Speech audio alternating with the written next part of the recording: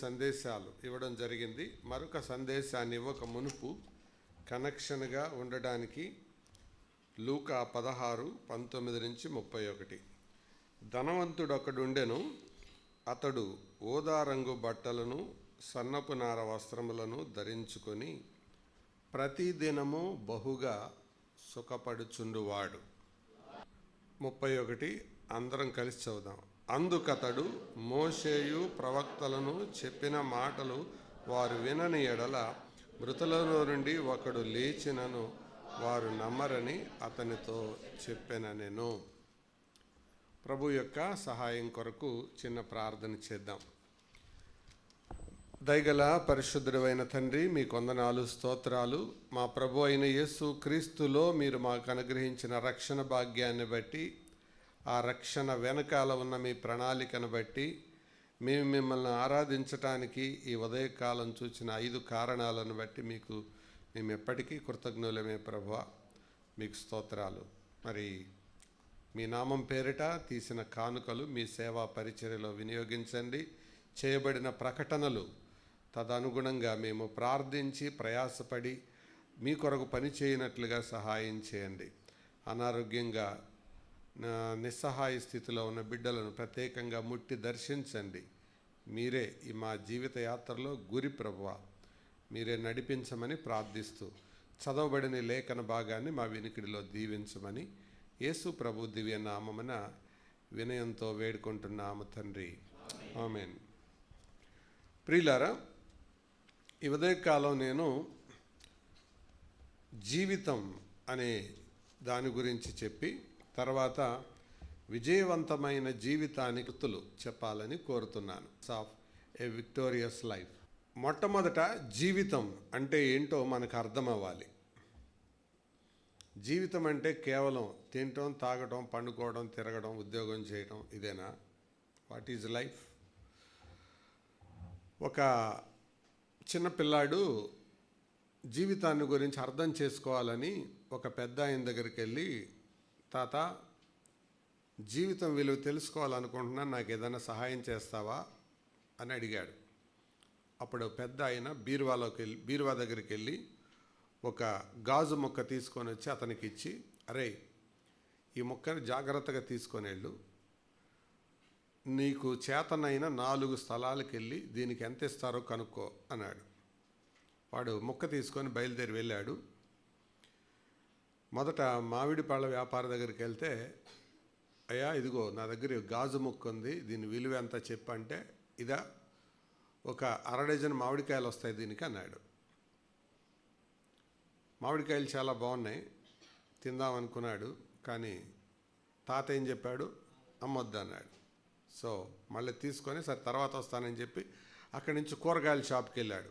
కూరగాయల షాపులో ఆ గాజు మొక్క ఇచ్చి, సార్, దీని విలువ ఎంతో చెప్పగలరా అన్నాడు.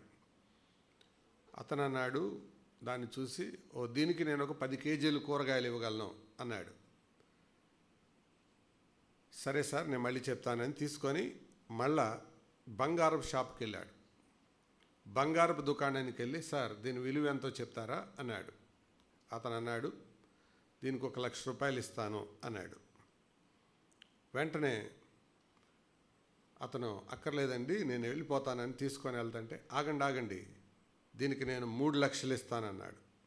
కొద్దిగా ఆశ కలిగింది. ఒకేసారి 3 లక్షలు అంటున్నాడు కదా.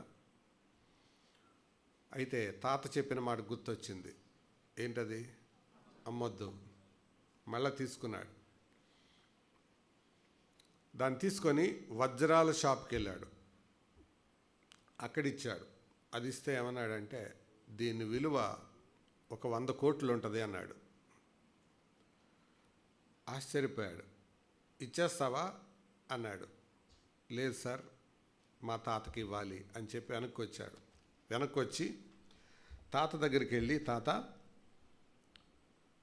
నువ్వు చెప్పినట్టే 4 దగ్గరికి వెళ్ళాను, చెప్పరా ఏం జరిగిందంటే, మామిడికాయల షాపోడు 6 కాయలు ఇస్తానన్నాడు, కూరగాయలు కొట్టాడు 10 కేజీలు ఇస్తానన్నాడు, బంగారపు కొట్టాడు దీని విలువ ముందు 1,00,000 చెప్పాడు, తర్వాత నేను ఇచ్చేస్తంటే 3 లక్షలు అన్నాడు, వజ్రాలు కొట్టాడు ఒక 100 కోట్లు అన్నాడు. నీకేం అర్థమైంది అన్నాడు. ఏమి లేదు, ఎవరి దగ్గరికి వెళ్తే వారు విలువని వాళ్ళకు అర్థమైన దాంతో కొలుస్తారు. నీ జీవితం కూడా అంతే. నువ్వు ఎవరికైతే అప్పగిస్తావో అదే నీ విలువ. ఒక సెల్ ఫోన్కి అప్పగించుకుంటావా, నీ విలువ అంతే. ఒక లవ్ అఫేర్కి అప్పగించుకుంటావా, నీ వాల్యూ అంతే. ఒక పనికి ఉద్యోగానికి అప్పగించుకుంటావా, నీ విలువ అంతే. ఒకవేళ నువ్వు ఈ గాజు ముక్కని బెస్ట్ యూజ్ చేయాలంటే నువ్వేం చేస్తావురా ఈ నలుగురిలో అన్నాడు. వాడి సంగతి వద్దులే, మనం అడుగుదాం. దీనికి బాగా విలువ రావాలంటే కూరగాయలు కొంటావా, మామిడికాయలు కొంటావా, ఏం కొంటావు? వజ్రం. ఎందుకు? The best and the most use, ఆ వాల్యూని బట్టి. అలాగే జీవితం అనే దానికి కూడా ఒక విలువ ఉంది. లోకానికి అప్పగించుకుంటే అదొక విలువ ఉంటుంది, ఒక అలవాటుకు అప్పగించుకుంటే దానికి ఒక విలువ ఉంటుంది. మీకు తెలుసు, కేంద్ర హోంశాఖ సహాయ మంత్రి కొడుకు పేరు అందరికీ నానిపోతుంది కదా. తండ్రి ఉన్నతమైన స్థితిలో ఉన్నాడు, దాదాపు కేంద్ర మంత్రి తర్వాత స్థానంలో ఉన్న మంత్రి, భారతదేశం అంతా ఆయన చేతిలో ఉంది. కానీ విలువైన ఆ జీవితం విలువ తక్కువగా మారిపోవడానికి రీజన్ ఏంటి? విలువ తక్కువ వాటిల్లో సమయాన్ని వెచ్చించాడు. సో జీవితం చాలా విలువైనది. అందుకే పాట రాశారు, నీ జీవితం విలువైనది ఏనాడు ఏ మారకు అంటే అజాగ్రత్తగా ఉండబాకు, నీ జీవితం చాలా విలువైంది. ఆ జీవితాన్ని గురించి తెలియచేయడానికి యేసు ప్రభువారు లూకాసు సువార్త 16వ అధ్యాయంలో 19 నుంచి 31 వచనాల వరకు సుదీర్ఘమైన వాస్తవమైన సంగతిని ఆయనకు తెలియజేశాడు. ఇందులో 2 వ్యక్తులు కనబడుతున్నారు. ఒక వ్యక్తి ధనవంతుడు, మరొక వ్యక్తి లాజరు. దీంట్లో నుంచి మనకు అర్థమయ్యేది ఏంటంటే, ధనవంతుడు అతనికి రికగ్నిషన్ అతని యొక్క స్థితిని బట్టి వచ్చింది, కానీ లాజరుకి అతని రికగ్నిషన్ ఏమీ లేదు. అందుకే పేరే చెప్పాడు. లాజరు అంటే అర్థము దేవుని సహాయం అని. మన వాడుక భాషలో చెప్పాలంటే దేవసాయం అన్నమాట. ఇక ఆయనకి సహాయం ఎవరు లేరు. లాజరు అంటే దేవ సహాయం. ఇక్కడ లాజరు అని అన్న ఆదికాండం 24వ అధ్యాయంలో అబ్రహాము యొక్క దాసుడైన ఎలియాజరు అని అన్న దగ్గర పదాలే, అర్థం ఒకటే. దేవుని నుండి సహాయం, దేవుడే సహాయం, ఇంకెవ్వరు లేరు వాళ్ళకి సహాయం చేసేవాళ్ళు. అది అతని ఐడెంటిటీ, అతని గుర్తింపు. కానీ ధనవంతుడు అట్లా కాదు, అతనికి చాలా గుర్తింపు ఉంది. ధనవంతుడు ఒకడు ఉండేను. ఆ ఇంట్రడక్షన్ ఎంత బాగుందండి. ధనవంతుడు ఒకడు ఉండేను, ఫుల్ స్టాప్ ఉందా. నెక్స్ట్ అతని బట్టల సంగతి చెప్పాడు. ముందు అతని ధనం, 2 అతని బట్టలు, నెక్స్ట్ అతని సుఖం. ఆ సుఖం కూడా ఎప్పుడుంది బైబిల్లో? ప్రతిదినం, ఎవ్రీడే. అంటే అదొక programme, part and parcel of the day. ప్రతిదినం సుఖపడేవాడు. ప్రియులారా, జీవితంలో ఇదే ప్రాముఖ్యం కాదు అని తెలియచేయడానికి డబ్బే సర్వస్వం అని అనుకునే సమాజంలో యేసు ప్రభువారు ఈ ఉపమానాన్ని చెప్పారు. లూకాసు వార్త 16వ అధ్యాయం అంతా ధనం ధనం ధనం అనేది కనబడుతుంది. 16వ అధ్యాయం మొదటి వచనం చూడండి. అంటే ఒక మాటలో చెప్పాలంటే 16వ అధ్యాయానికి ఒక పేరు పెట్టుకుంటే this is the chapter of stewardship. గృహ నిర్వాహకత్వపు అధ్యాయం ఇది. గృహ నిర్వాహకత్వము, గృహ నిర్వాహకుడు అన్న పదాలు ఎన్నిసార్లు వచ్చాయో ఒకసారి లెక్క పెట్టండి. త్వరగా మొదటి వచనం నుంచి 8వ వచనం దాకా ఉంటుంది. గృహ నిర్వాహకుడు, గృహ నిర్వాహకత్వము అనే పదాలు ఎన్నిసార్లు వచ్చాయి?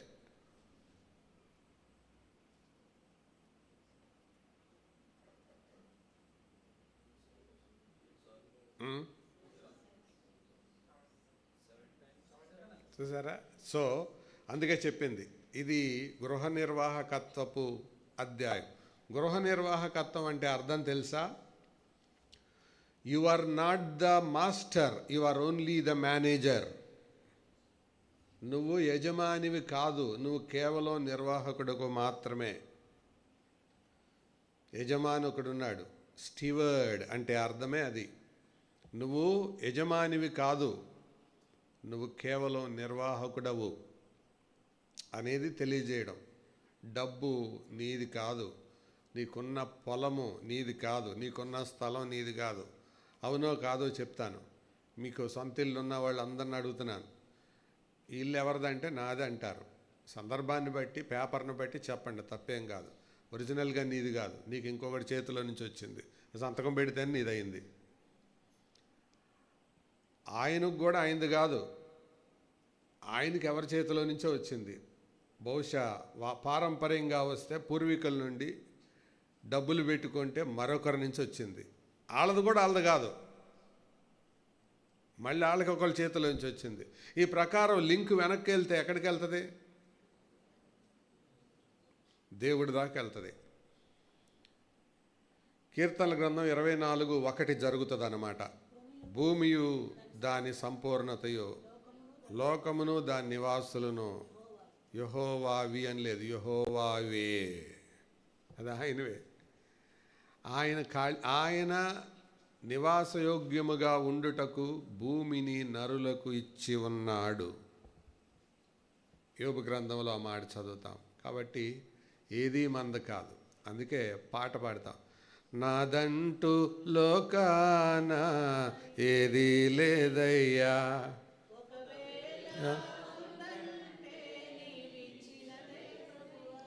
నిజమే పాడుతున్నారా? పాట వరుసగా పాడుతున్నారా? మంద కాదు, వీఆర్ ఓన్లీ స్టీవర్డ్స్. మనము కేవలం గృహ నిర్వాహకులం. ఇది మనం ఎరుగుదాం. సరే, అదొక పెద్ద టాపిక్. చాలాసేపు గృహ నిర్వాహకత్వాన్ని గురించి మాట్లాడుకోవచ్చు, ఎప్పుడైనా దాని గురించి ఆలోచించేద్దాం. కానీ ఈ డబ్బు ఏ రీతిగా మనిషిని గబ్బు పట్టిస్తుందో తెలియజేయడానికి యేసు ప్రభువు వారు చెప్పిన ఉపమానం. యూదులు ఏమనుకుంటున్నారంటే డబ్బు ఉంటే దేవుడు మనతో ఉన్నట్టే అనేది వాళ్ళ యొక్క ఫాల్స్ ప్రిడిక్షన్, తప్పుడు అభిప్రాయం. ఎందుకంటే పాత నిబంధనలో అలా నేర్పించబడింది, అలా చెప్పాడు. మోషే ధర్మశాస్త్రంలో రాయబడింది, నీవు బయటికి వెళ్ళినా లోనకొచ్చినా దీవించబడతావు, నీ పిండి పిసుకు తొట్టి దీవించబడుతుంది, నీ పొలము నీ సమస్తం దీవించబడతాయి అని చెప్పాడు పాత నిబంధనలు. అందుకే ఇళ్లల్లో కొత్త నిబంధన విశ్వాసులు అనబడే వాళ్ళ ఇళ్లలో కూడా పాత నిబంధన వాగ్దానాలే ఉంటాయి ఎక్కువ. మీరు గమనించారు ఎప్పుడైనా? ఏంటంటే అంతరట చూస్తున్నారు? ఇది మొదలుకొని నీ రాకపోకలందు యెహోవా నిన్ను కాపాడును, అదైనా ఉంటుంది. లేకపోతే నిత్యము నా కుటుంబము నీ సన్నిధిని ఉండుగాక, లేకపోతే ఇది మొదలుకొని యెహోవా నీకు తోడై ఉండును, నీ రాకపోకలందు ఆయన నిన్ను కాపాడు. అన్ని శుభవచనాలు ఉంటాయి. ఇవన్నీ ఎక్కడి నుంచి తీసినాయి? పాత నిబంధనలే. కొత్త నిబంధనలో కూడా కొన్ని ఉన్నాయి. ఇదిగో యుగ సమాప్తి వరకు సదాకాలం మీతో ఉన్నాను, నేను మిమ్మల్ని ఎన్నడూ విడువను, ఎన్నడూ ఎడబాయను ఉన్నాయి. కానీ ఎక్కువ వాగ్దానాలు ఎక్కడి నుంచి పెట్టుకుంటారు? తప్పేం కాదు పెట్టుకోవడం, కానీ పాతని అది మాత్రమే భక్తి అనుకోవడం తప్పు. అది చెప్పేది. ధనం ఉంటేనే దేవుడు నాకు తోడున్నాడు అని అనుకోవడం తప్పు. పేదరికం అనేది దేవుని శాపం అని అనుకోవడం తప్పు.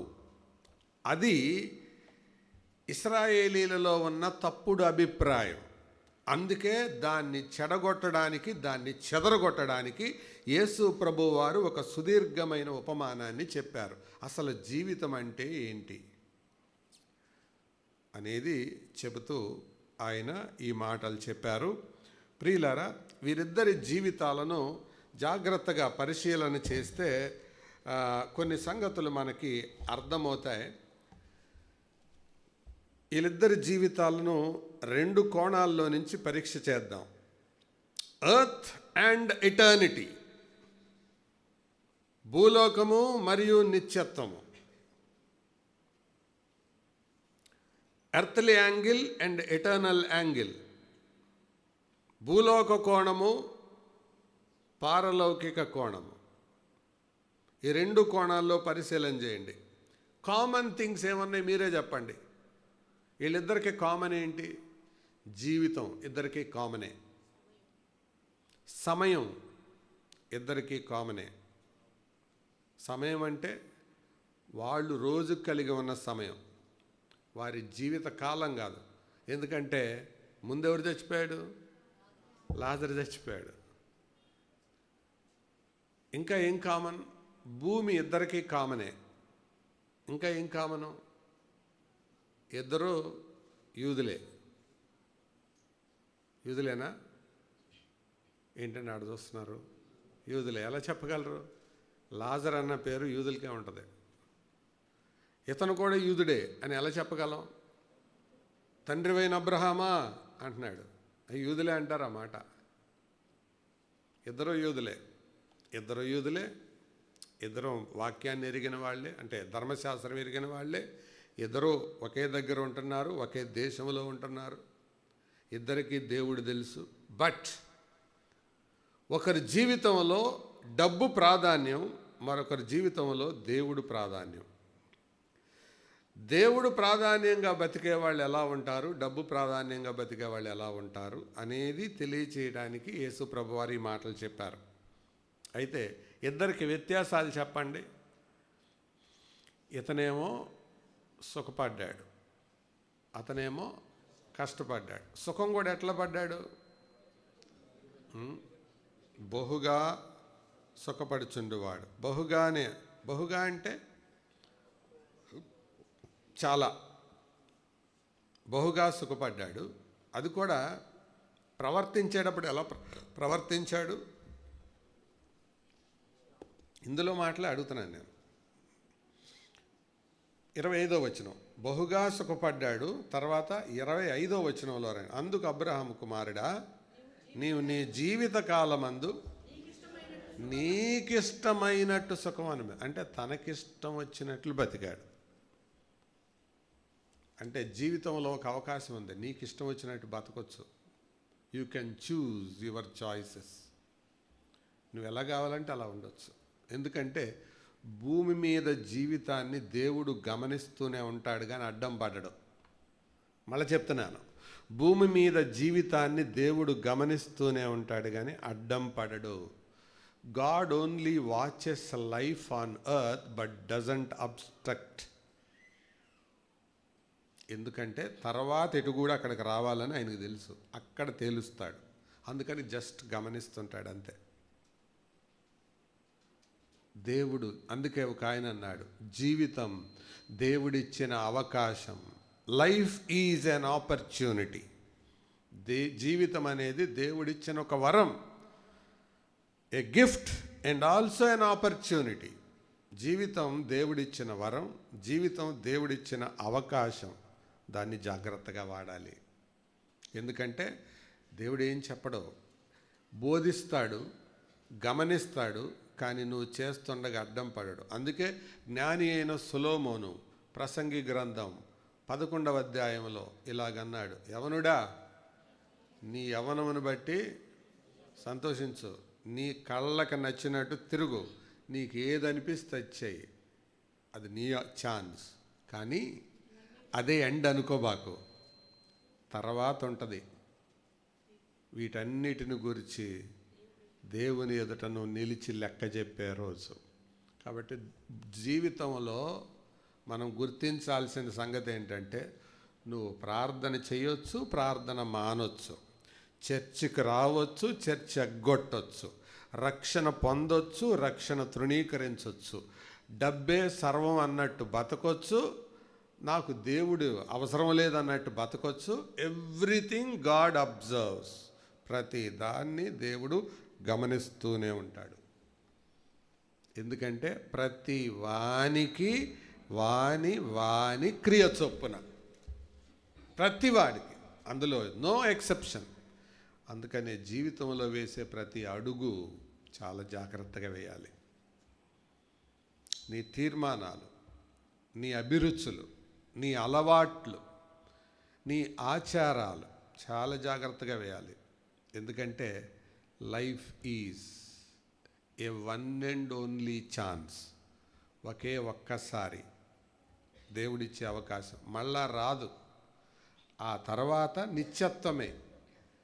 ఆరాధనలో మనం జ్ఞాపకం చేసుకున్నాం కదా, ఇటర్నిటీ. ఎర్త్ దాటితే నెక్స్ట్ ఇటర్నిటీ. రెండే మన జీవితంలో భాగాలు, earthly life and eternal life. ఆ ఇటర్నిటీని ఎక్కడ గడుపుతావు అనేది నీ ఎర్త్లీ లైఫ్ డిసైడ్ చేస్తుంది. ఇంకా చెప్పాలంటే నీ 60 ఏళ్ల జీవితం నీ నిత్యకాలానికి పునాది లాంటిది. నువ్వు ఎక్కడ డైవర్షన్ తీసుకుంటే దాని యొక్క పర్వర్షన్ అక్కడ ఉంటుంది, దాని రిజల్ట్ అక్కడ ఉంటుంది. నువ్వు ఎక్కడ విత్తనం వేస్తే దాని రిజల్ట్ అక్కడ కనపడుతుంది. కాబట్టి జీవితం చాలా ప్రాముఖ్యం. ఆటకాయతనంగా తీసుకోవద్దు, సింపుల్గా తీసుకోవద్దు, తమాషాగా తీసుకోవద్దు, ఊహిస్తూ తీసుకోవద్దు. Life is very very valuable in the sight of God. అందుకే ప్రభు ఆ జీవితానికి ఎంత విలువిచ్చాడో తెలుసా? ఒకడు సర్వలోకము సంపాదించుకొని తన ప్రాణం పోగొట్టుకుంటే వాడికి ఏం ప్రయోజనం? అంటే సర్వలోకం కంటే విలువైనది ఒకడి జీవితం. కాబట్టి ప్రియులారా, ఆ జీవితాన్ని జాగ్రత్తగా వాడాలి. But life is your choice. ఇంకో ఫ్యాక్ట్ ఏంటో తెలుసా? Life is temporary.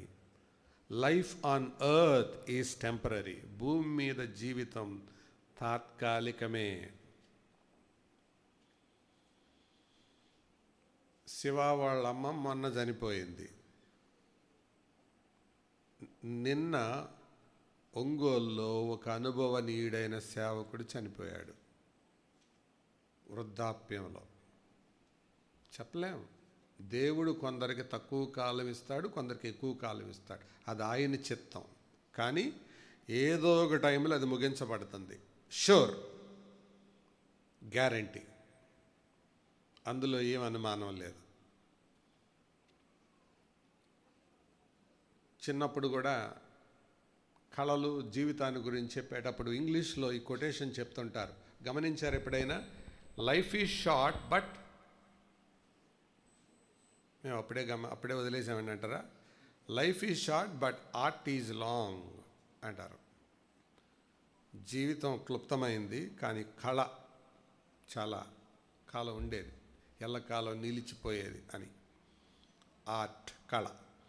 అలాగే జీవితం భూమి మీద క్లుప్తమైనది, అది ఎప్పుడు అంతమవుతుందో తెలియదు.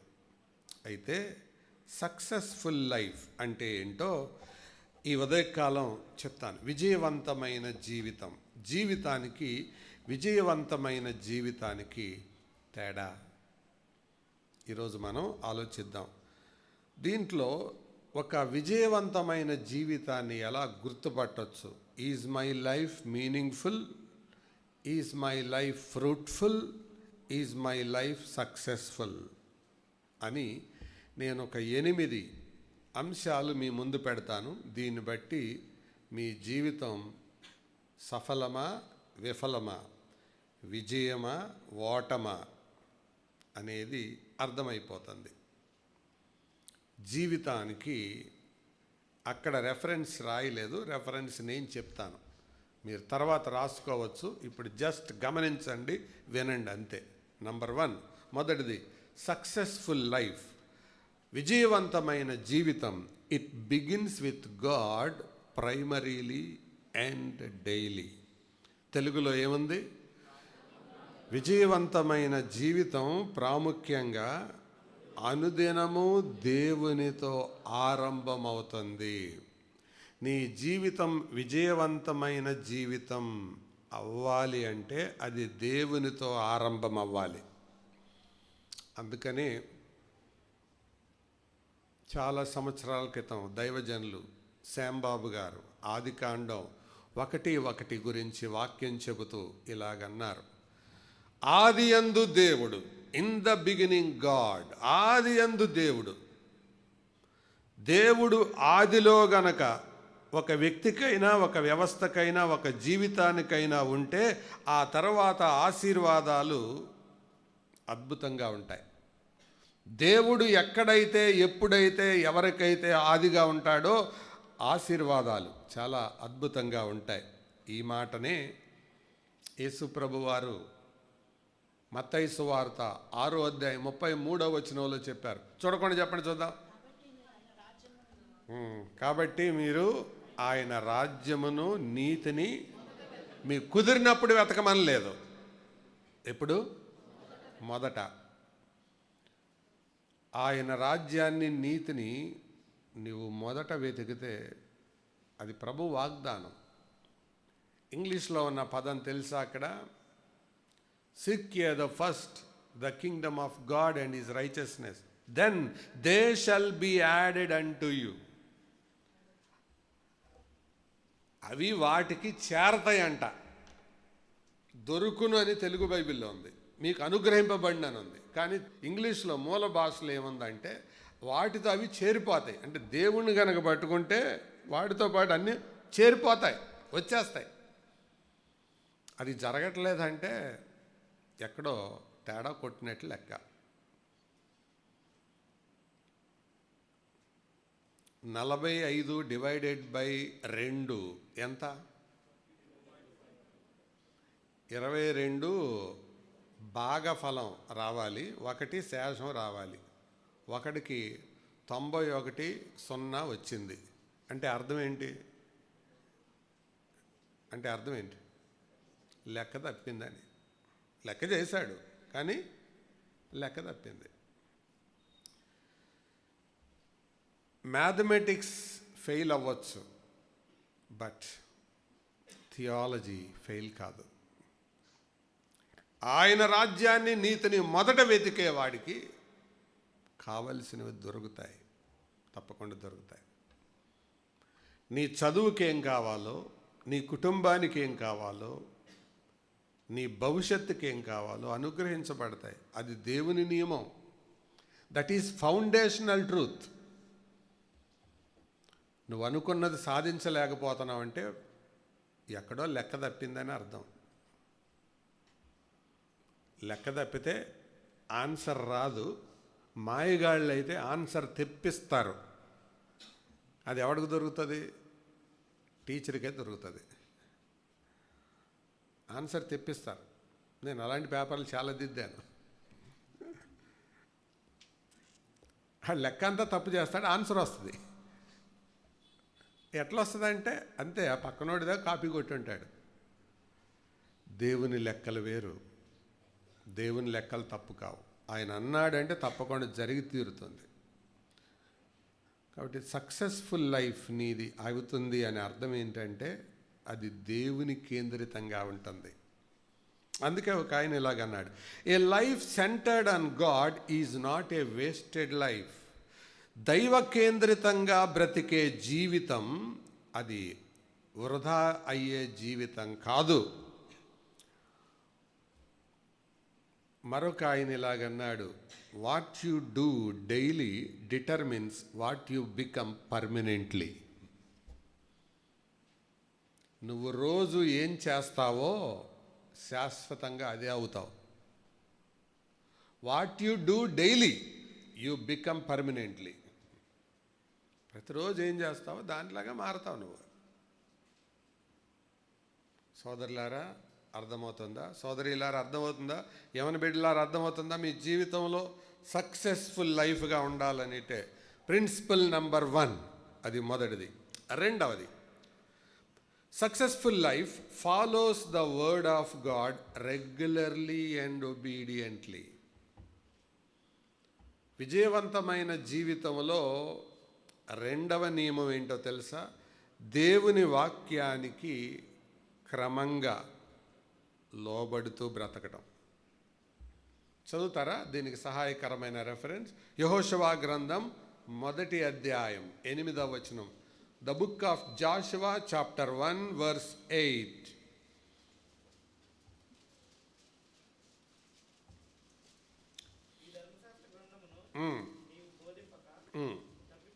కూడదు. దానిలో రాయబడిన వాటన్నిటి ప్రకారము చేయుటకు నీవు జాగ్రత్త పడునట్లు ఎప్పుడెప్పుడు దివారాత్రము దానిని ధ్యానించిన ఎడల నీ మార్గమును వర్ధిల్ల చేసుకొని. ఇప్పుడు నా వైపు చూడండి అందరూ. నీ మార్గాన్ని వర్ధిల్ల చేసుకోవడం ఎవరి చేతుల్లో ఉంది? ఇప్పుడు ఆ మాటను బట్టి చెప్పండి. చదివిన దాంట్లోనే అడుగుతున్నా, పెద్ద ప్రశ్న కాదు. మన చేతిలోనే ఉంది. ఆస్ట్రేలియా దేశంలో సముద్ర పొడ్డున యవనస్తులు ఒక పిచ్చి ఆట ఆడుతుంటారు. చిన్న చిన్న పిట్టలు వస్తుంటాయి. ఆ పిట్టల్ని గుప్పెట్లో పెట్టుకొని వచ్చే యాత్రికులని ఏడిపించడానికి అడుగుతారు. ఆ పిట్టను గుప్పెట్లో పెట్టుకొని దాని మెడకాయ వేళ్ల మధ్యలో నుంచి బయటకు వచ్చిన తర్వాత, hello sir, please tell whether this bird is dead or alive. ఈ పక్షి బతికిందా చచ్చిపోయిందా చెప్పండి అని అంటారు. ఈజ్ అలైవ్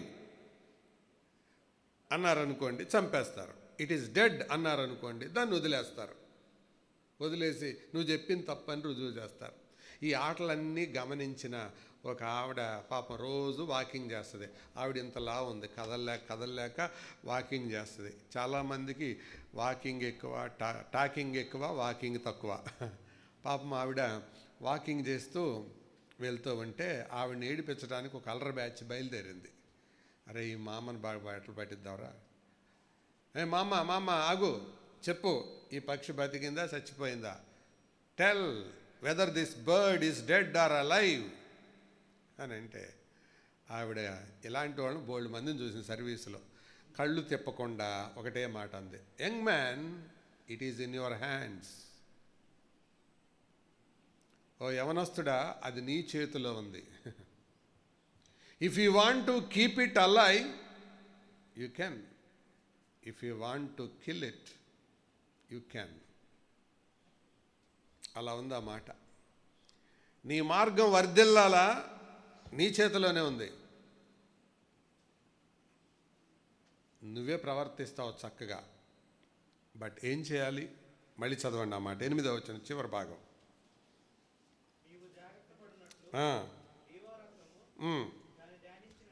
దివారాత్రము దాన్ని ధ్యానించిన ఎడల నీ మార్గమును వర్ధిల్ల చేసుకొని ప్రవర్తిస్తావు.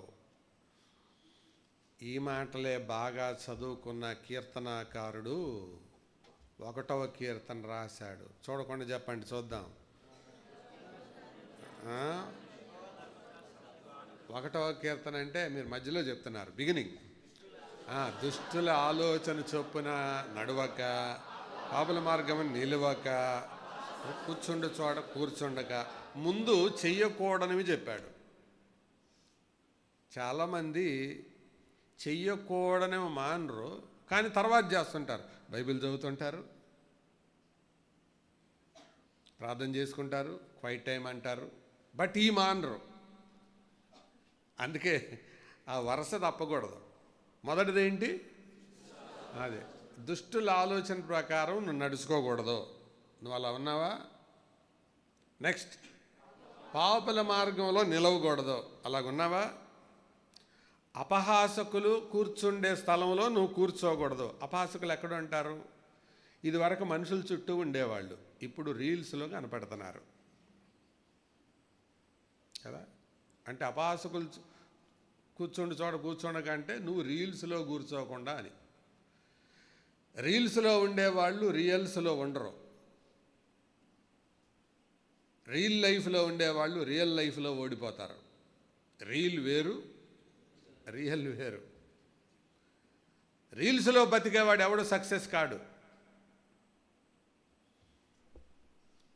ఇవి చెయ్యకుండా అప్పుడు యెహోవా ధర్మశాస్త్రమునందు ఆనందించుచు అంటే దాంట్లో సంతోషం ఉండాలి. వాక్యం ముందు కూర్చున్నప్పుడు సంతోషం ఉండాలి. ఎందుకు వచ్చిన కర్మరా బాబు, ఒక 4 వచనాలు చదివితే అయిపోద్ది. ధనాపేక్ష గల పరిశీలి మాటలన్నీ విని ఆయనను అపహసించుచుండగా ఆయన మీరు మనుషులు ఎదుట నీతిమంతులను అనిపించుకున్న వారుగా. మమ్మీ అయిపోయింది, నాకు క్వైట్ టైం. చదువుకోమన్నావుగా, చదువుకున్నా. ఆ చదివేటప్పుడు ఎట్ట చదువుతాడు? కాకరకాయ కూర ఇంట్లో వండిన రోజు ముఖం ఎట్ట పెట్టుకుంటాడు అట్ట చదువుతాడు. క్వైట్ టైం అయిపోయింది, చదివేసుకున్నా, ఫినిష్ అయిపోయింది. దేవా, నీ రాజ్యం నీతిని మొదట వెతకమన్నావు కదా, వెతికాను నాయన. అరే, వాక్యం చదివేటప్పుడు ఆనందంతో ధ్యానించాలని ఉందిరా. అదేంట్రా కాకరకాయ కూర తిన్నవాడు తిన్నట్టు అట్ట కూర్చొని చదువుతున్నావు వాక్యం? అలాంటి వాడు చేస్తే ఎందుకు సక్సెస్ అవుతుందిరా? చాలామంది వాక్యం పట్ల ఆనందం లేదు. They don't delight in the word of God. వాక్యం పట్ల ఆసక్తి, తృష్ణ, యాంగ్జైటీ. మీ మొబైల్ ముందు కూర్చున్నప్పుడు మీరు ఎంత ఆనందంగా ఉన్నారో అంతకంటే ఎక్కువ ఆనందం బైబిల్తో కూర్చున్నప్పుడు మీకు లేకపోతే డోంట్ ఎక్స్పెక్ట్ మిరకిల్స్. అద్భుతాలు జరుగుతాయని కలలు కనొద్దు. అలా కలలు కంటే అవన్నీ కళ్ళలు అవుతాయి. నేను అన్నీ చేస్తున్నాను, నేనే దేవుడిని నమ్ముకున్నామని ఎందుకో ఇట్లా జరుగుతుంది అని అంటావు. మళ్ళీ అల్టిమేట్గా నెపం ఎవరి మీద వేస్తావు? దేవుడి మీద వేస్తావు. దేవుడు అట్లా చెయ్యడు. ఆయన ఒకటని ఒకటి చేసేవాడు కాదు. మనుషులు అలాగుంటారు, దేవుడు అలా ఉండడు. సక్సెస్ఫుల్ లైఫ్ రెండవ సూత్రం ఏంటంటే, ఇది దేవుని వాక్యంలో కొనసాగేది, ఆ క్రమంగా లోబడేది. మూడవది, successful life travels in the path of integrity. సామెతల గ్రంథం 11వ అధ్యాయం 3వ వచనం చూడండి. సామెతలు 11:3.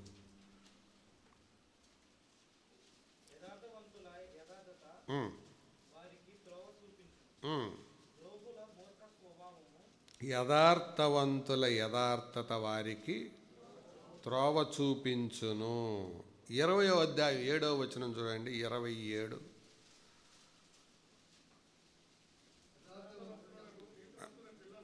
యథార్థవంతుడకు నీతిమంతుని పిల్లలు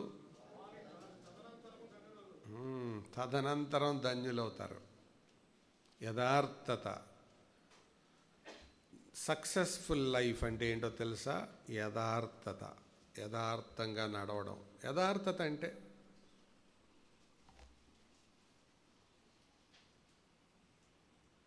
అప్పుడప్పుడు నేను ఉదాహరణ చెప్తుంటా కదా, అందుకే చెప్తున్నాను. ఇందులో ఏముందో పిల్లలకి కనపడుతుంది, పెద్దవాళ్ళకి కనపడుతుంది. ఎందుకు? పారదర్శకంగా ఉంది కాబట్టి. అందులో ఏముందో తాగి చెప్పగలరు కానీ జనరల్గా మిగతా రోజులు అందులో ఏముందో చెప్తారా? ఎందుకు? పారదర్శకత లేదు. Integrity and transparency go hand in hand. యథార్థత, పారదర్శకత రెండు జత కట్టి ప్రయాణం చేస్తాయి. అంటే యథార్థత నాలో ఉంది అంటే అర్థం ఏంటి? నాలో కోపం ఉంటే కోపంలాగే కనపడాలి. మంచి ఉంటే మంచిలాగే కనపడాలి. ఒక మాట నోరు జారిపోయి అబ్బాయి నేను ఆ ఉద్దేశంతో అనలేదండి అంటే, నీ ఉద్దేశం ఒకటి ఉండి మరి ఇది చెడ్డ మాట బయటికి ఎలా వస్తుంది? If your motive is right, your attitude will be right. నీ ఉద్దేశం సరైనదైతే నీ వైఖరి కూడా సరైనదిగానే ఉంటుంది. Your attitude is right, your talk will be right. మాటలు కూడా సరిగానే ఉంటాయి. మరి అలా ఎందుకు జరగట్లేదు? చాలామందిలో యథార్థత కొరవడుతుంది. అందుకే వారి జీవితాల్లో సక్సెస్ కనబట్టల్లా. బైబిల్ ఏం చెప్తుందో తెలుసా? యథార్థవంతులకు చీకటిలో వెలుగు పుడుతుంది.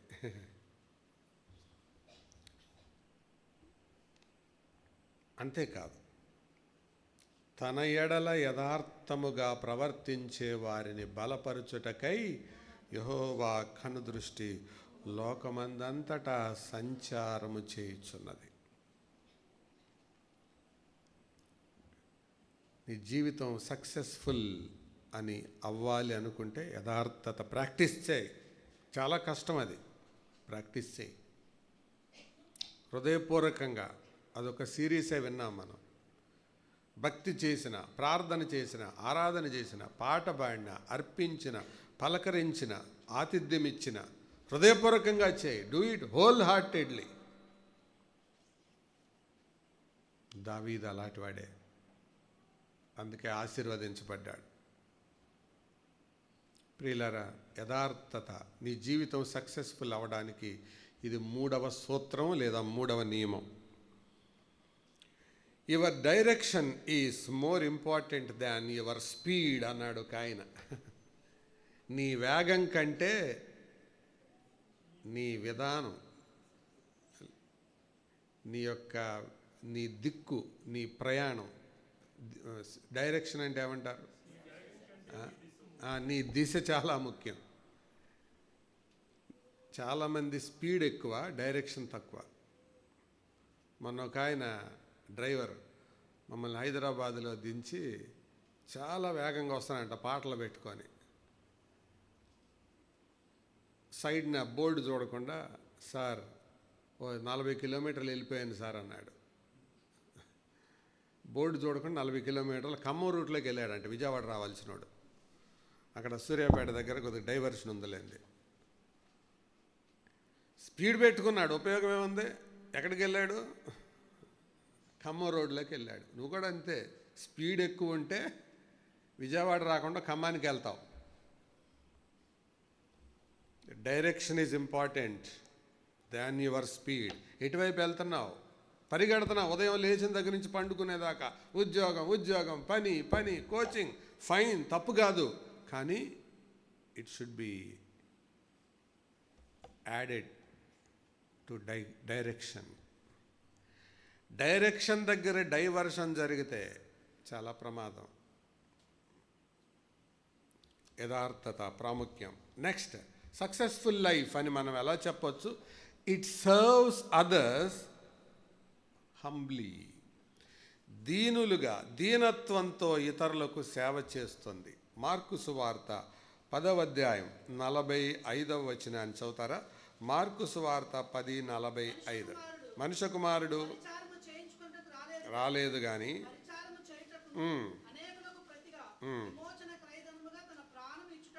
అంటే ఆయన వచ్చాడు అని ఉంది. కాబట్టి ఆయన నమ్ముకున్న వాళ్ళు ఎలా ఉండాలి? ఫిలిప్పీ పత్రిక 2వ అధ్యాయం 4వ వచనం చూడండి. ఫిలిప్పీ 2:4.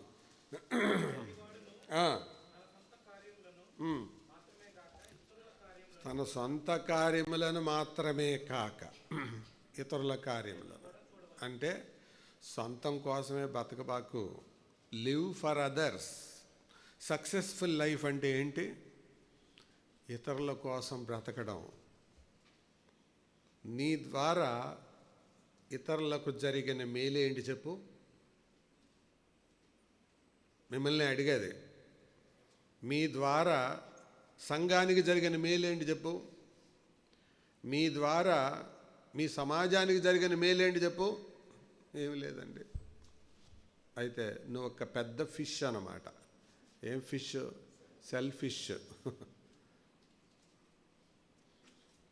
కృష్ణానదిలో పెద్ద ఫిష్ అయితే కూరకు పనికి వస్తుంది, సెల్ఫిష్ దేనికి పనికి రాదు.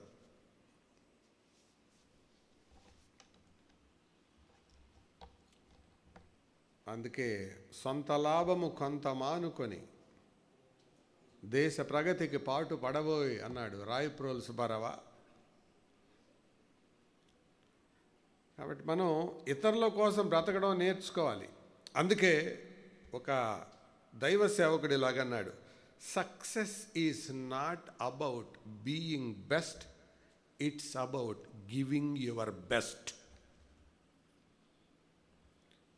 సక్సెస్ అంటే నువ్వు బెస్ట్గా ఉండడం కాదు, ఇతరులకు నీ బెస్ట్నివ్వడం. నీ బెస్ట్ టైం, నీ బెస్ట్ టాలెంట్స్, నీ బెస్ట్ ట్రెషర్ ఇతరుల కొరకు ఖర్చు పెట్టడం. వాళ్ళకి సక్సెస్ఫుల్ లైఫ్. లేచిన దగ్గర నుంచి పండుకునేదాకా నేను, నా ఇల్లు, నా కుటుంబం ఇదే ఆలోచిస్తూ, నేను, నా అనారోగ్యాలు, నా సమస్యలు, నా బాధలు, నా అవసరతలు అంటే ఇంకా అదేం జీవితం అండి? అది సక్సెస్ఫుల్లా? దేవుని దృష్టిలో భయంకరమైన ఫెయిల్యూర్ అది. అదే అపోస్తలుడైన పౌలు చెప్తున్నాడు, మీలో అందరూ సొంత కార్యాలే చూసుకుంటున్నాడు. అందరూ అది మానేసేయండి, ఇతరుల కార్యాలు చూడండి. ఈ ఫిలిప్పీ పత్రిక 2వ అధ్యాయంలో పౌలు 4 ఉదాహరణలు చెప్పాడు. ఇతరుల కార్యాలు చూసే నలుగురిని చూపించాడు. ఎవరెవరో తెలుసా? నంబర్ 1, యేసు ప్రభు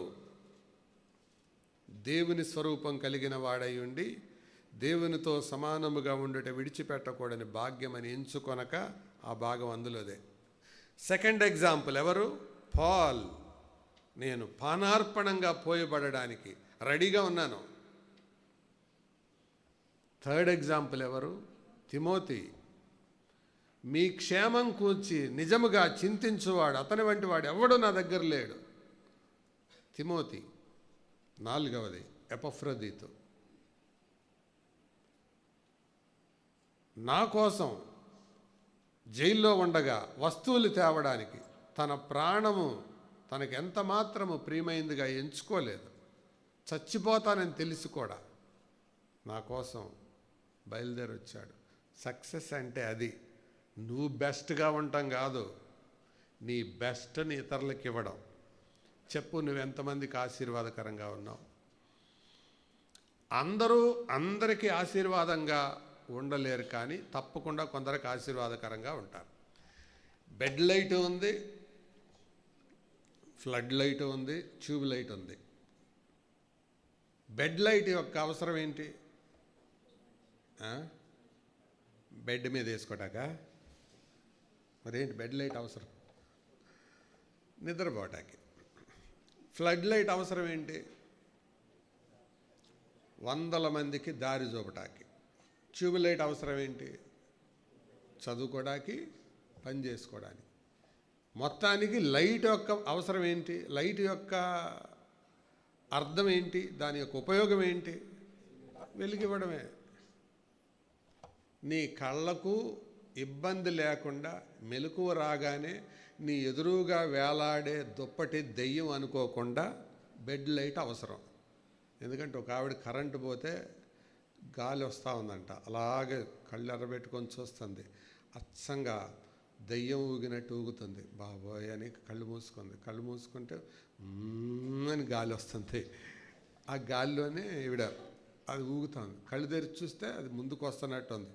కళ్ళు తెరిచి చూసినప్పుడల్లా 3 ఇంచులు ముందుకు జరుగుతున్నట్టుంది. తెల్లారి పొద్దున్న దాకా 5 గంటల దాకా అలాగే ఉంది. తర్వాత ఇంట్లో ఎవరో లేచారు.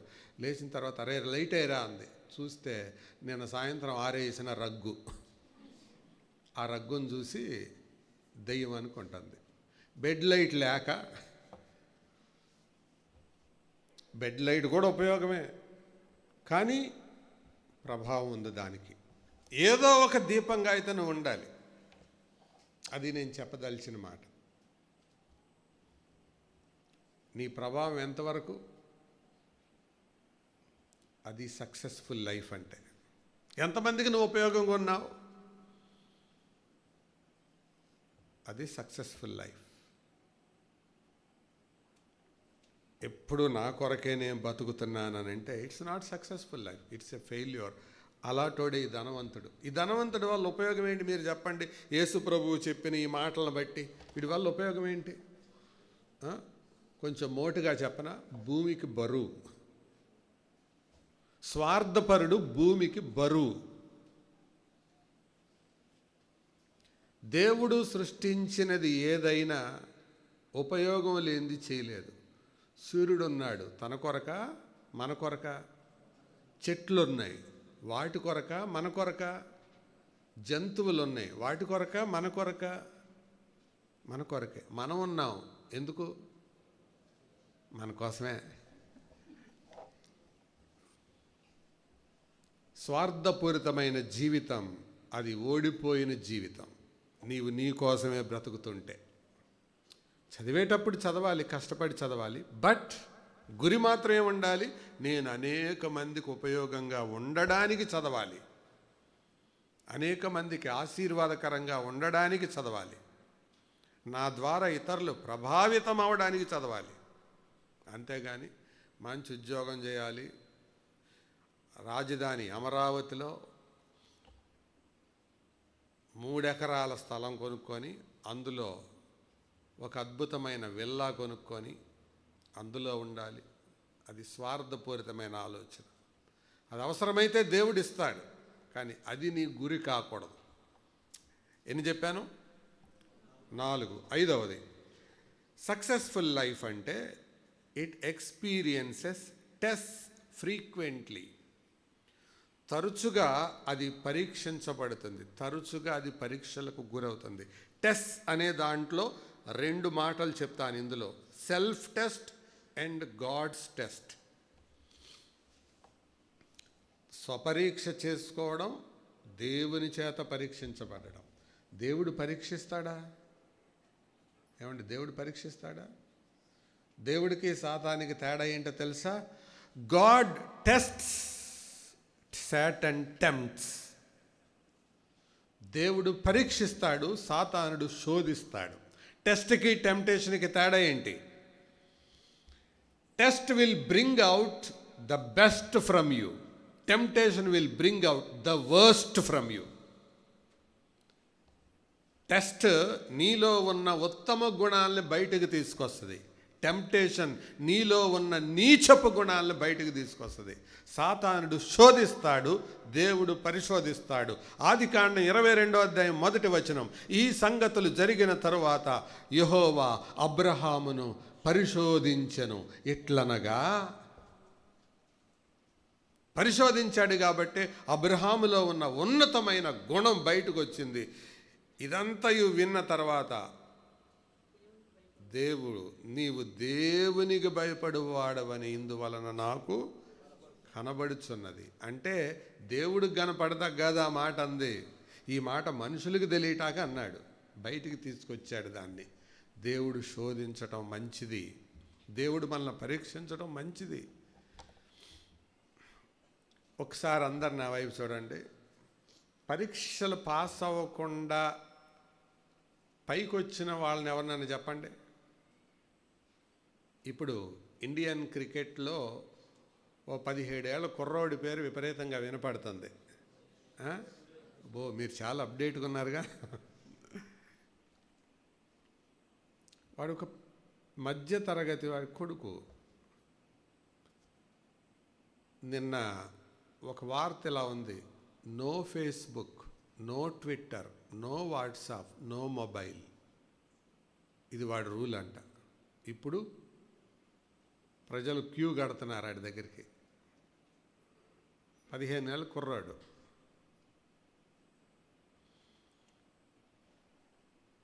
ఒక క్రమశిక్ష అంటే పరీక్షలు వస్తాయి, గురి తప్పించే వస్తాయి, కానీ పరీక్షించబడ్డాడు. అతను ఎలా పరీక్షించబడ్డాడు? సెలెక్టర్లో సెలెక్ట్ చేశారు. Selection is nothing but examination. Academic లైఫ్లో ఎగ్జామినేషన్ అంటారు, గేమ్లో సెలక్షన్ అంటారు. రెండు పరీక్షలే. పరీక్ష గెలిచాడు, ప్రపంచానికి పరిచయం అయ్యాడు. ఏం చెప్తున్నారంటే ఎక్స్పీరియన్స్ బౌలర్లు కూడా ఈ 15 ఏళ్ల కుర్రాడికి బౌలింగ్ వేయడానికి భయపడుతున్నారు. ఎట్లా వేసినా కొడుతున్నాడు. పరీక్ష బెస్ట్ బయటికి తీసుకొస్తుంది. సో తరచుగా అందుకే పరీక్షలు వచ్చినప్పుడు ఎప్పుడు తప్పించుకోవద్దు. పరీక్షలు తప్పించుకునే బ్యాచ్ ఎవరండి? కొంతమందికి పరీక్ష పోస్ట్ పోన్ అయిందంటే ఎంత సంతోషం.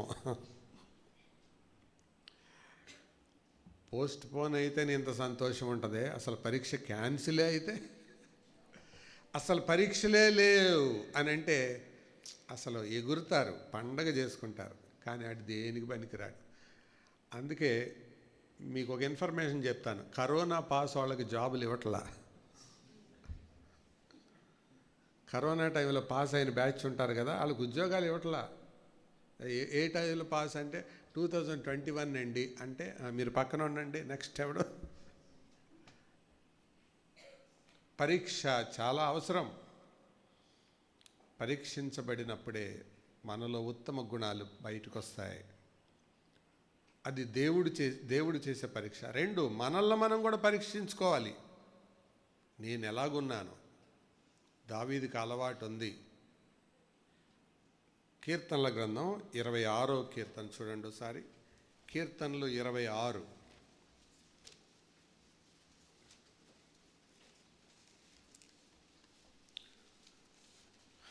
Psalm 26 2వ వచనం. యెహోవా నన్ను పరిశీలించుము, నన్ను పరీక్షించుము.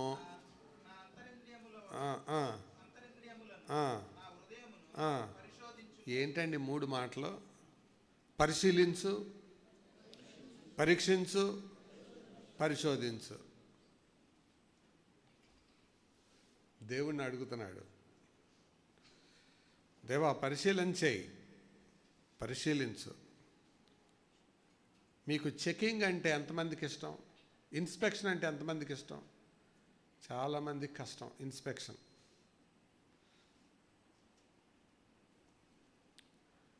దావీదుకి చాలా ఇష్టం. ఇదే మాట 139వ కీర్తనలో కూడా కనపడుతుంది. కుడి ఎడంగా ఇలాంటి అర్థం వచ్చే మాటలే అవి. కీర్తనలు 139 మొదటి వచనం. యెహోవా నీవు నన్ను పరిశోధించి తెలుసుకొని ఉన్నావు. నేను కూర్చుండుట, నేను లేచుట అదంతా నీకు తెలుసు అని అంటున్నాడు. తర్వాత ఆఖరి వచనంలో ఏమన్నాడు? 23 నన్ను పరిశోధించి నా హృదయమును తెలుసుకొనుము, నన్ను పరీక్షించి నా ఆలోచనలను తెలుసుకొనుము. ఇప్పుడు చెప్పండి, దావీదుకి పరీక్షలు ఇష్టమా కాదా? ఇష్టం. మరి మనకి? పోయిన వారం మనం ఒక సందేశం విన్నాం. సందేశం సారాంశం ఏంటి చెప్తారా?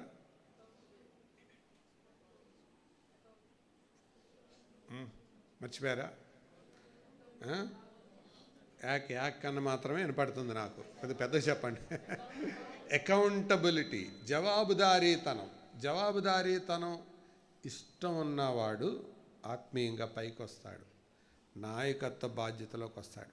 జవాబుదారీతనం ఇష్టం లేనాడు అదో గతిపాలైపోతాడు. ఇదే రుజువు మీకు. ఎవడో నన్ను ప్రశ్నించకూడదు, నేను ఇట్లాగే ఉంటాను అని అనుకున్నవాడు పైకి రాడండి.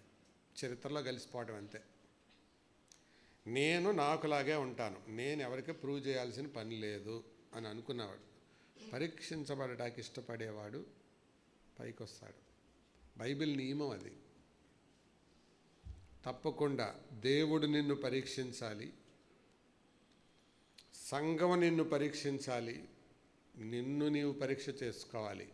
సంఘ పెద్దల జాబితాలో కూడా లక్షణాలు చెప్పేటప్పుడు పౌలు తిమోతి మొదటి పత్రిక 3వ అధ్యాయంలో ఇలాగంటాడు, కొత్తగా చేరిన వాడిని చేర్చుకోవద్దు అని మొదట అతడు పరీక్షింపబడవలెను.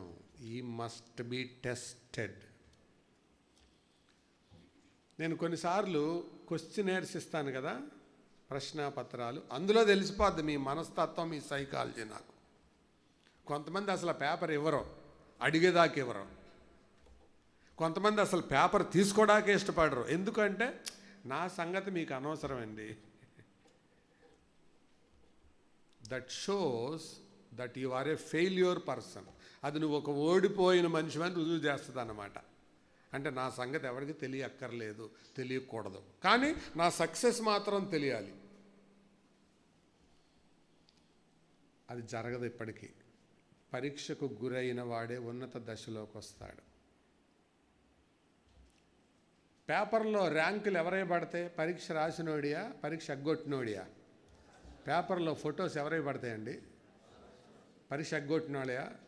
వీడు పరీక్షకి వెళ్దామని వెళ్ళాడు కానీ ఒక్క నిమిషంతో ఆలస్యమయ్యాడు, కానీ వీడికి స్టేట్ ఫస్ట్ ర్యాంక్ వచ్చిందని పెద్ద ఫ్లెక్స్ వేస్తారా? పరీక్ష రాసినోడియే పడతాయి. కాబట్టి జీవితం సక్సెస్ఫుల్ అంటే ఏంటో తెలుసా? నిన్ను పరీక్షించాలి. కుటుంబంలో కూడా నీ తల్లి, నీ తండ్రి నిన్ను పరీక్ష చేయాలి. అన్నీ పరీక్షలు. నీ ఫోన్ ఒకసారి ఇవ్వమ్మా అంటే ఇవ్వాలి. నీ ఫోన్ ఒకసారి ఇవ్వరా అంటే ఇవ్వాలి. నీ పాస్వర్డ్ ఒకసారి చెప్పరా అంటే చెప్పాలి. పరీక్షకు నువ్వు ఇష్టపడలేదంటే ఏదో దాస్తున్నావని అర్థం. ఫెయిల్యూర్లోకి వెళ్ళిపోతావు. జాగ్రత్త. పరీక్ష కోరుకో, అది మంచిది. 3 రకాల పరీక్షలు. ఒకటి, మనల్ని మనం పరీక్షించుకోవడం, మనం ఇతరుల ద్వారా పరీక్షించబడటం, మనం దేవుని ద్వారా పరీక్షించబడటం. అది సక్సెస్ఫుల్ లైఫ్. కానీ వీళ్ళకి పరీక్షలు ఏమి లేవు. లోక 16లో ధనవంతుడికి. తర్వాత 5 అయ్యే 6వది చూడండి.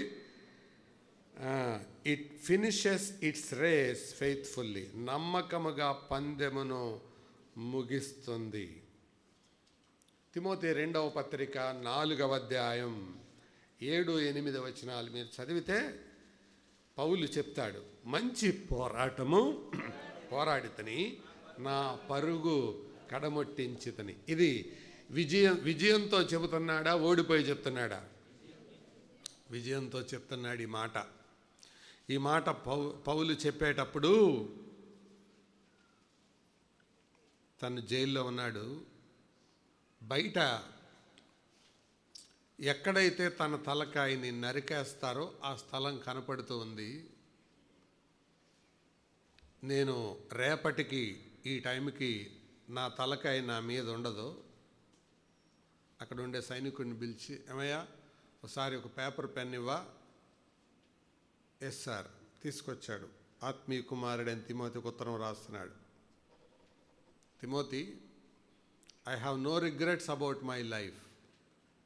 నా జీవితాన్ని గురించి నాకు పశ్చాత్తాపడే అనుభవాలు ఏమి లేవు. I have fought a good fight. మంచి పోరాటం నేను పోరాడాను. నా పరుగు కడముట్టించాను. విశ్వాసాన్ని కాపాడుకున్నాను. I have finished my race. ఈ ఉత్తరం ఒక లైన్ రాస్తున్నాడు, బయటకు చూస్తున్నాడు. రేపు నా తలకాయ అక్కడ పెడతారు కదా, ఉంచుతారు కదా, కత్తి పైకి లేస్తుంది కదా, తల అవతల ముందు తల పడుతుంది కదా, నో ప్రాబ్లం.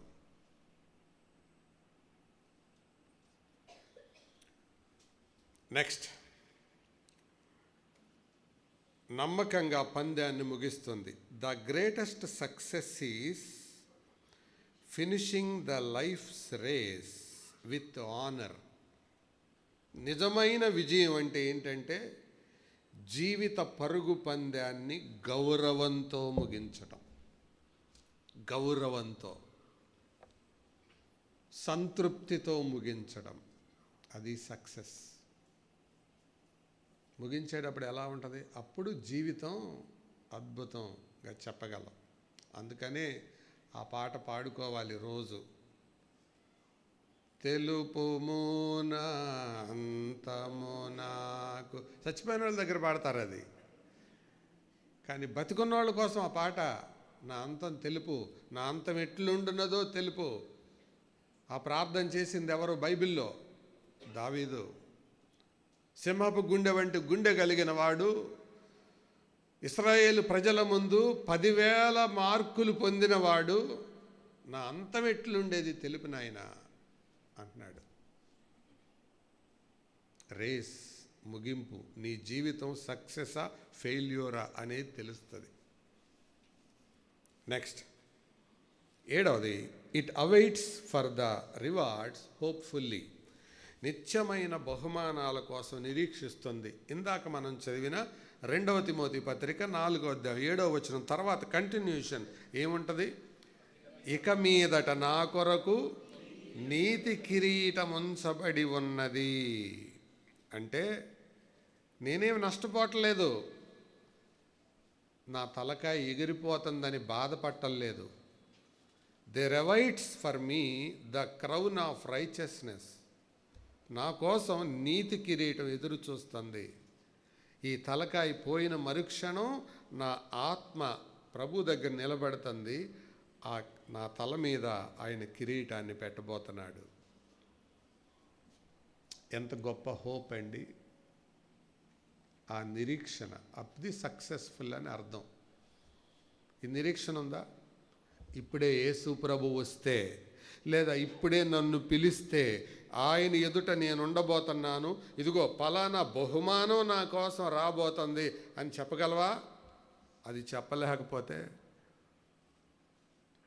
నీ లైఫ్ ఈజ్ ఏ ఫెయిల్యూర్. ఓడిపోయిన జీవితం అది. ఇంకా చెప్పాలంటే దరిద్రమైన జీవితం.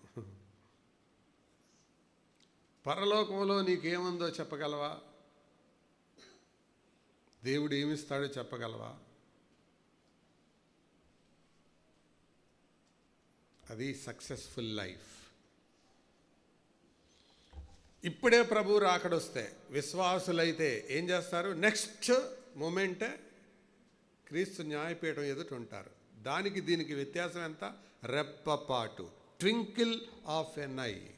రెప్పపాటు అంతే. నువ్వు నిజంగా ప్రభువుని నమ్మితే రెప్ప మూసి తెరిసే లోపల న్యాయపీఠం ముందు అందరూ ప్రత్యక్షమవుతారు. సీన్ మారిపోద్ది. వేల కోట్ల పరిశుద్ధులు అందరూ అక్కడ నిలబడి ఉంటారు. కొత్త నిబంధన పరిశుద్ధులందరూ, అపోస్తలులందరూ అక్కడ ఉంటారు. వాళ్ళల్లో ఆ కోట్ల మంది ముందు మనం ఉంటాం. అక్కడ ఏముంటుందో పూర్తిగా ఎరక్కపోయినా కనీసం కొన్ని సంగతులన్నీ ఎరుగుండాలి. ఫలాంద నాకు వస్తుంది, ఫలాంద నాకు వస్తుంది. ర్యాంకుల గురించి కాన్ఫిడెంట్గా చెప్పేది ఎవరో తెలుసా? బాగా సూపర్గా రాసేవాళ్ళు. ర్యాంకు చెప్పలేకపోయినా కనీసం ఏమంటారు? ఎగ్జామ్ రాసి ఇన్ని మార్కులు రేంజ్లో వస్తుందండి అంటారు. రానుడికి ఏం లేదు. ఎలా రాసావంటే సూపర్గా రాశానంట. ఎన్ని వస్తాయంటే ఏమో నమ్మలే వాళ్ళని. ఎందుకంటే వాళ్ళకి హోప్ లేదు. బాగా రాసామంటే రాసాం అంతే.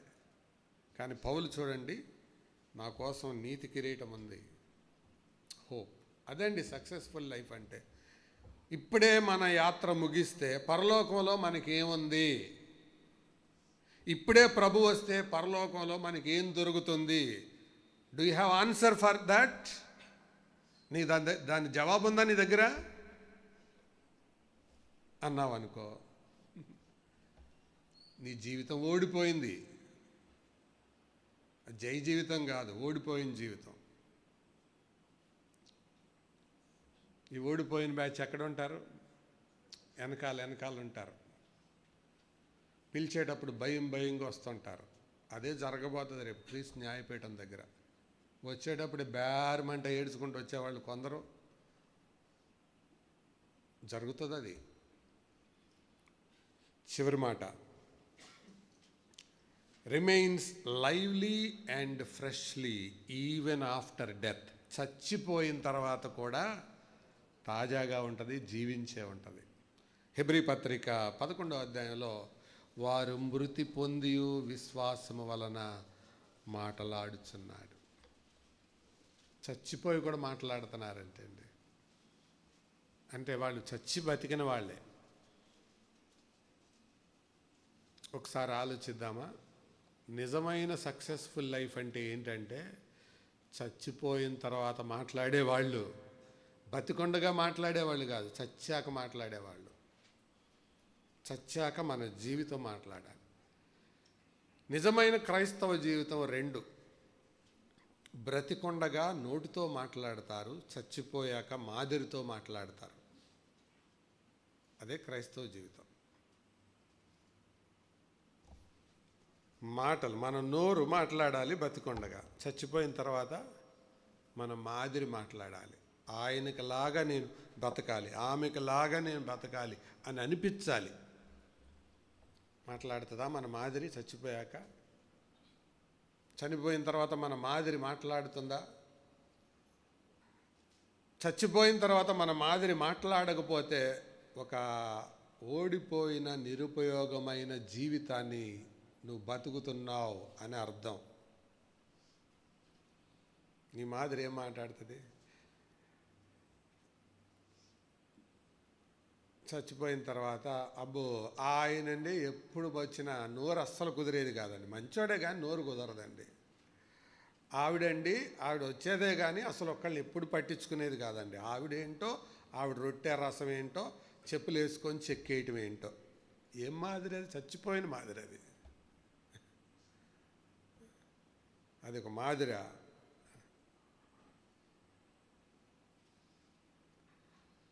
ఆవిడ ఎప్పుడూ చర్చి మానలేదండి, కానీ ఎప్పుడూ మెలకుగా ఉండలేదండి.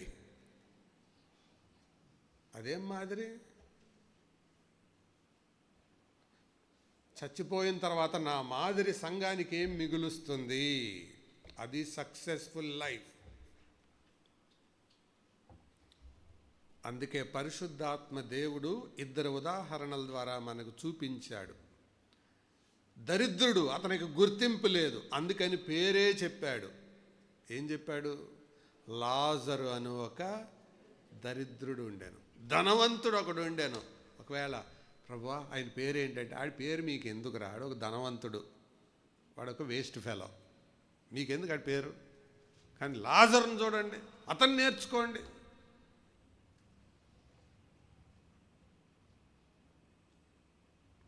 ప్రియులారా, అర్థమవుతుందా? వీళ్ళిద్దరికి ఇంకో తేడా చెప్పనా? ఈ ధనవంతుడు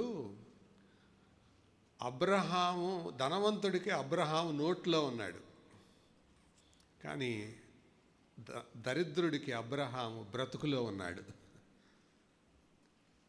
ధనవంతుడికి దరిద్రుడికి తేడా ఏంటి చెప్పండి? ధనవంతుడికి అబ్రహాం ఎక్కడున్నాడు? నోట్లో. తండ్రివైన అబ్రహామా అన్నాడు. మళ్ళీ తండ్రివైన అబ్రహామా అంటున్నాడు. తండ్రివైన అబ్రహామా అలాగనొద్దు, మాట్లాడితే తండ్రివైన అబ్రహాం. కానీ దరిద్రుడు అవేమీ చెప్పలా. అబ్రహాము విశ్వాసాన్ని బతికాడు. బతుకులో అబ్రహాం ఉన్నాడు కాబట్టి అబ్రహాముతో అతుకుతో ఉన్నాడు. అక్కడ పక్కనే కదా కూర్చున్నాడు, అబ్రహాము రొమ్మున ఆనుకొని. కాబట్టి దేవుని గురించిన పాటలు మాటలు నోట్లో ఉండటం కాదండి, బతుకులో ఉండాల. బతుకులో లేకుండా నోట్లో ఉన్నందువల్ల ఉపయోగం ఏముంది? చాలామందికి నోట్లో ఉంటాయి మాటలు. అమ్మో అంత దేవుడండి, దేవుడు కృప అండి, దేవుడు దయండి, అంత దేవుడిదేనండి.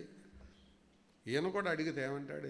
దేవుని కృప అండి, ఇదంతా ఫర్నిచరు, డాబా, కారు, ఇదంతా దేవుడి దయ అండి, దేవుడు కృప అండి.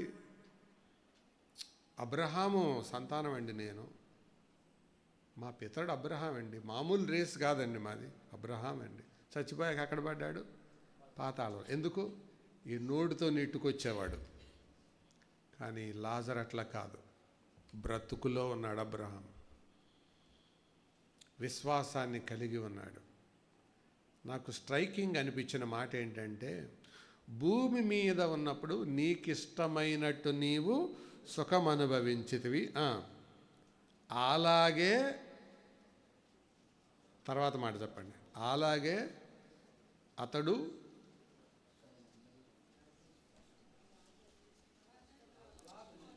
అలాగుననే లాజరు. అలాగున అంటే ఎలాగో? అలాగంటే మీకేం అర్థమైంది? నాకేమర్థమైందో చెప్తాను. నీ జీవిత కాలమందు నీకిష్టమైనట్టు సుఖం, అంటే సుఖం అనిపించేటప్పుడు ఎట్లా అనిపించాడు? ఇష్టం వచ్చినట్టు అనిపించాడు. అలాగే లాజరు, అలాగంటే కష్టాన్ని ఇష్టంగా భరించాడు. లాజరు హాస్పిటల్కి వెళ్దాం పదా అంటే, వద్దు సార్, హాస్పిటల్కి వద్దు. వద్దు సార్, ఆ లైన్లో ఉన్నవాళ్ళు అందరూ చీదరించుకుంటారు, నన్ను ఎవడు లైన్లో నిలబడినవాడు, ఎవడు పట్టించుకోడు. మరి అట్లాగే కుక్కలు వస్తున్నాయి కదయ్యా, పర్లేదు సార్ రానివ్వండి, వాటికి కూడా పాపం మేత లేదు కదా, తినేవ్వండి, నాకునివ్వండి. అదే ఇంకా కుళ్ళిపోతావయ్యా, పర్లేదు సార్ ఏం కాదు, వద్దులేండి ఏం కాదు.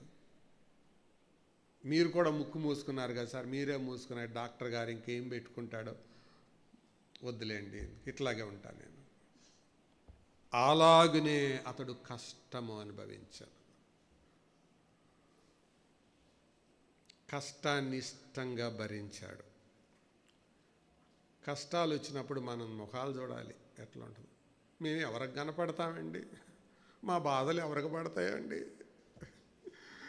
మేమంటే ఎవరికి లెక్క ఉందండి? మమ్మల్ని ఎవరు పట్టించుకుంటారండి? లాజరు హోప్ చూడండి, ఆదరించే వాళ్ళు ఎవరు లేరు. అలాగుననే లాజరు, దట్ ఈజ్ సక్సెస్ఫుల్ లైఫ్. అందుకే ప్రభు సుదీర్ఘమైన ఉపమానాన్ని చెప్పాడు. నా చివరిగా సవాల్ ఏంటంటే, ఈ 8 7 విషయంలో జాగ్రత్త పడితే 8వ ఆటోమేటిక్గా జరుగుద్ది. ఏంటవి? చదవండి. మరణం తర్వాత తాజాగా బ్రతిగా ఉంటుంది. ఎప్పుడు? ఆ పై 7 ఉంటే. పై 7 ఉంటే 8వది నువ్వేం చేయక్కర్లా, అది ఆటోమేటిక్గా మాట్లాడేస్తుంది. ఆ పై 7 లేకపోతే ఆ తర్వాత 7 ఏడవడమే ఇంకా. సో ఎవరికి వాళ్ళు ఆలోచిద్దాం. ఈ 8 ప్రశ్నల్లో మొదటి 7 విషయమై జాగ్రత్తగా ఉందాం. Self evaluation question: is my life God centered or self centered? రెండవది, is my life following the word of God regularly and obediently? మూడవది, is my life travelling in the path of integrity? యథార్థతలో నా దారి, నా జీవితం కొనసాగుతుందా? నాలుగవది, is my life serving others humbly? దీనంగా ఇతరులను సేవిస్తుందా? ఇతరుల కోసం సమయాన్ని ఇస్తున్నానా? సంఘ సేవలో, పరిచర్యలో సమయాన్ని ఇస్తున్నానా? Is my life exposed to the test frequently? నా జీవితం తరచుగా పరీక్షలకు గురవుతుందా? నన్ను నేను పరీక్షించుకుంటున్నానా? ఇతరులు నన్ను పరీక్షించమని కోరుతున్నానా? దేవుడు పరీక్షించినప్పుడు అనుమతిస్తున్నానా? Is my life awaiting for the rewards hopefully? తర్వాత జీవితం కోసం, బహుమానాల కోసం ఎదురు చూస్తున్నానా? దానికంటే ముందు, is my life finishing the race? నా జీవితం ముగించబడుతుందా? చివరిది, is my life going to be remained lively and freshly? ఒకవేళ ప్రభు నన్ను పిలిచిన నేను వెళ్ళిపోతే నా జీవితం మిగిలిన వాళ్ళకి ప్రేరణగా ఉంటుందా, లేకపోతే పీడ వదిలిపోయింది అనుకుంటారా? అది సక్సెస్ఫుల్ లైఫ్ అంటే, విజయవంతమైన జీవితం అంటే. సో దీన్ని ఆలోచిద్దాం. ఎవరికాళ్ళే ప్రశ్నించుకోండి. చిన్నపిల్లలైనా యవనస్తులైనా జీవితం సఫలమా విఫలమా విజయమా ఓటమా? పరీక్ష చేసుకుందాం. తల వంచండి, ప్రార్థన చేద్దాం. దయగల ప్రభువా, పరిశుద్ధుడైన తండ్రి, జీవితం ఎంత విలువైనదో, ఈ విలువైన జీవితములో విజయవంతంగా జీవించటం ఎంత ప్రాముఖ్యమైనదో మీ వాక్యములో నుంచి జ్ఞాపకం చేయబడ్డాం. ఇక్కడ ఉండే వారందరూ మీ వాక్యాన్ని విన్నారు. ఎంతమంది హృదయాలలో దాన్ని ముద్రించుకున్నారో, ఆలోచిస్తున్నారో, ధ్యానిస్తున్నారో వారితో మీరుండి ఆత్మకార్యం జరిగించి మీరు మహిమ పొందమని ప్రార్థన చేస్తూ, మీ కృపగలిగిన బాహులకు ప్రతి కుటుంబాన్ని పేరు పేరు వరుసన సమర్పిస్తూ, మా ప్రభువు రక్షకుడైన యేసుక్రీస్తు నామమున వినయంతో నిరీక్షణతో వేడుకుంటున్నాము తండ్రి, ఆమేన్. తండ్రి, కుమార, పరిశుద్ధాత్మ దేవుని తోడు, కాపుదల, భద్రత సదా మనతో ఉండి విజయవంతమైన, సఫలమైన, మాదిరికరమైన జీవితాన్ని కలిగి జీవించినట్లు సహాయం చేసి నడిపించును గాక. ఆమేన్. వందనాలు. సెలవు తీసుకుందాం.